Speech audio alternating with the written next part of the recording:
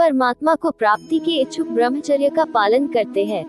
एक ज्ञानवान व्यक्ति कभी भी कामुक सुख में आनंद नहीं लेता। कोई भी इंसान जन्म से नहीं बल्कि अपने कर्मों से महान बनता है। प्रबुद्ध व्यक्ति के लिए गंदगी का ढेर, पत्थर और सोना सभी समान है। कर्म मुझे बांधता नहीं, क्योंकि मुझे कर्म के प्रतिफल की कोई इच्छा नहीं। जिस प्रकार अग्नि स्वर्ण को परखती है, उसी प्रकार संकटवीर पुरुषों को समय से पहले और भाग्य से अधिक कभी किसी को कुछ नहीं मिलता है। कर्म के बिना फल की अभिलाषा करना व्यक्ति की सबसे बड़ी मूर्खता है। ये सृष्टि कर्म क्षेत्र है, बिना कर्म के यहाँ कुछ भी हासिल नहीं हो सकता। जो मन को नियंत्रित नहीं करते उनके लिए वह शत्रु के समान कार्य करता है। जो दान बिना सत्कार के कुपात्र को दिया जाता है वह तमस दान कहलाता है। अपने अनिवार्य कार्य करो, क्योंकि वास्तव में कार्य करना निष्क्रियता से बेहतर है। सदैव संदेह करने वाले व्यक्ति के लिए प्रसन्नता न इस लोक में है न ही कहीं और। फल की अभिलाषा छोड़कर कर्म करने वाला पुरुष ही अपने जीवन को सफल बनाता है। जो हुआ वह अच्छा हुआ, जो हो रहा है वह अच्छा हो रहा है, जो होगा वो भी अच्छा ही होगा। मेरा तेरा, छोटा बड़ा, अपना पराया, मन से मिटा दो, फिर सब तुम्हारा है और तुम सबके हो। मन की गतिविधियों, होश, श्वास और भावनाओं के माध्यम से भगवान की शक्ति सदा तुम्हारे साथ है।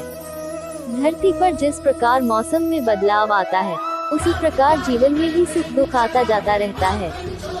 लोग आपके अपमान के बारे में हमेशा बात करेंगे। सम्मानित व्यक्ति के लिए अपमान मृत्यु से भी बदतर है। आत्मज्ञान की तलवार से अपने हृदय से अज्ञान के संदेह को काटकर अलग कर दो। उठो, अनुशासित रहो। सफलता जिस ताले में बंद रहती है वह 2 चाबियों से खुलती है। एक कठिन परिश्रम और दूसरा दृढ़ संकल्प। मैं भूतकाल, वर्तमान और भविष्य काल के सभी जीवों को जानता हूँ, लेकिन वास्तविकता में मुझे कोई नहीं जानता है। जो दान कर्तव्य समझकर बिना किसी संकोच के किसी जरूरतमंद व्यक्ति को दिया जाए, वह सात्विक माना जाता है। जो पुरुष सुख तथा दुख में विचलित नहीं होता और इन दोनों में संभाव रहता है, वह निश्चित रूप से मुक्ति के योग्य है। कर्म वह फसल है जिसे इंसान को हर हाल में काटना ही पड़ता है, इसलिए हमेशा अच्छे बीज बोए ताकि फसल अच्छी हो।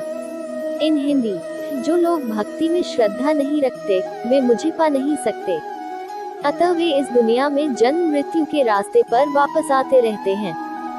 मैं धरती की मधुर सुगंध हूँ, मैं अग्नि की ऊष्मा हूँ, सभी जीवित प्राणियों का जीवन और सन्यासियों का आत्मसंयम भी मैं ही हूँ। वह जो सभी इच्छाएं त्याग देता है और मैं और मेरा की लालसा और भावना से मुक्त हो जाता है, उसे शांति प्राप्त होती है। मेरे लिए ना कोई घृणित है ना प्रिय, किंतु जो व्यक्ति भक्ति के साथ मेरी पूजा करते हैं, वो मेरे साथ हैं और मैं भी उनके साथ हूँ। मनुष्य को जीवन की चुनौतियों से भागना नहीं चाहिए और न ही भाग्य और ईश्वर की इच्छा जैसे बहानों का प्रयोग करना चाहिए। मनुष्य को परिणाम की चिंता किए बिना, लोभ लालच बिना एवं निस्वार्थ और निष्पक्ष होकर अपने कर्तव्यों का पालन करना चाहिए। जिस तरह प्रकाश की ज्योति अंधेरे में चमकती है, ठीक उसी प्रकार सत्य भी चमकता है। इसलिए हमेशा सत्य की राह पर चलना चाहिए।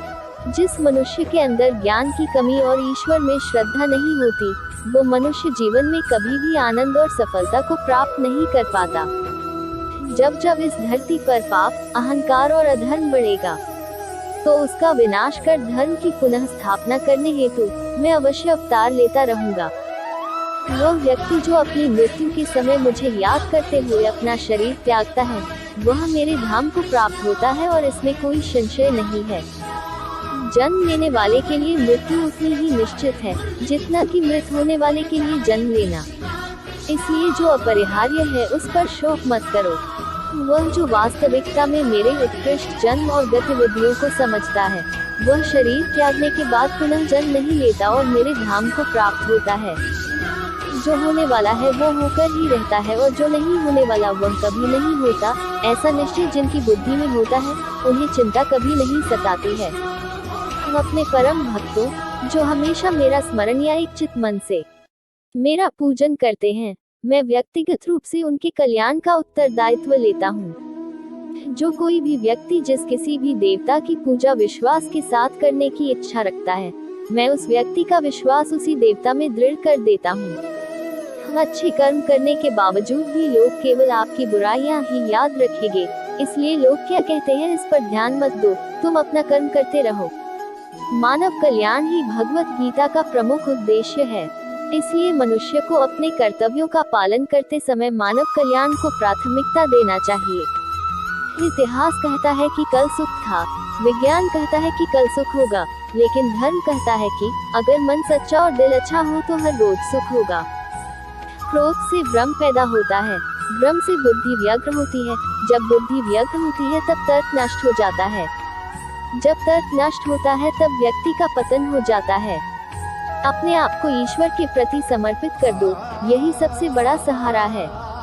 जो कोई भी इस सहारे को पहचान गया है वह डर, चिंता और दुखों से आजाद रहता है। मनुष्य को अपने कर्मों के संभावित परिणामों से प्राप्त होने वाली विजय या पराजय, लाभ या हानि, प्रसन्नता या दैख इत्यादि के बारे में सोचकर चिंता से ग्रसित नहीं होना चाहिए। तुम क्यों व्यर्थ में चिंता करते हो? तुम क्यों भयभीत होते हो? कौन तुम्हें मार सकता है? आत्मा न कभी जन्म लेती है और न ही इसे कोई मार सकता है, ये ही जीवन का अंतिम सत्य है।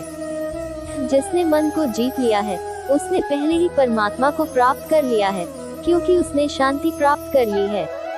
ऐसे मनुष्य के लिए सुख दुख, सर्दी गर्मी और मान अपमान एक से है। श्रेष्ठ पुरुष को सदैव अपने पद और गरिमा के अनुरूप कार्य करने चाहिए, क्योंकि श्रेष्ठ पुरुष जैसा व्यवहार करेंगे तो इन्हीं आदर्शों के अनुरूप सामान्य पुरुष भी वैसा ही व्यवहार करेंगे।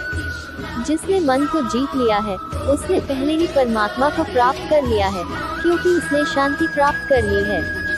ऐसे मनुष्य के लिए सुख दुख, सर्दी गर्मी और मान अपमान एक से है। न तो यह शरीर तुम्हारा है और न ही तुम इस शरीर के मालिक हो। यह शरीर 5 तत्वों से बना है, आग, जल, वायु, पृथ्वी और आकाश। एक दिन यह शरीर इन्हीं 5 तत्वों में विलीन हो जाएगा। मनुष्य का मन इंद्रियों के चक्रव्यूह के कारण भ्रमित रहता है, जो वासना, लालच, आलस्य जैसी बुरी आदतों से ग्रसित हो जाता है। इसलिए मनुष्य का अपने मन एवं आत्मा पर पूर्ण नियंत्रण होना चाहिए। मनुष्य को अपने धर्म के अनुसार कर्म करना चाहिए, जैसे विद्यार्थी का धर्म विद्या प्राप्त करना, सैनिक का धर्म देश की रक्षा करना आदि। जिस मानव का जो कर्तव्य है उसे वह कर्तव्य पूर्ण करना चाहिए।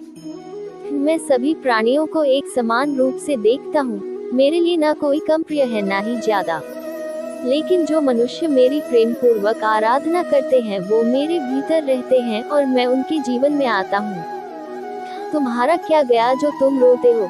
तुम क्या लाए थे जो तुमने खो दिया? तुमने क्या पैदा किया था जो नष्ट हो गया? तुमने जो लिया यहीं से लिया, जो दिया यहीं पर दिया। जो आज तुम्हारा है कल किसी और का होगा, क्योंकि परिवर्तन ही संसार का नियम है। जो मनुष्य जिस प्रकार से ईश्वर का स्मरण करता है उसी के अनुसार ईश्वर उसे फल देते हैं। कंस ने श्री कृष्ण को सदैव मृत्यु के लिए स्मरण किया तो श्री कृष्ण ने भी कंस को मृत्यु प्रदान की। अतः परमात्मा को उसी रूप में स्मरण करना।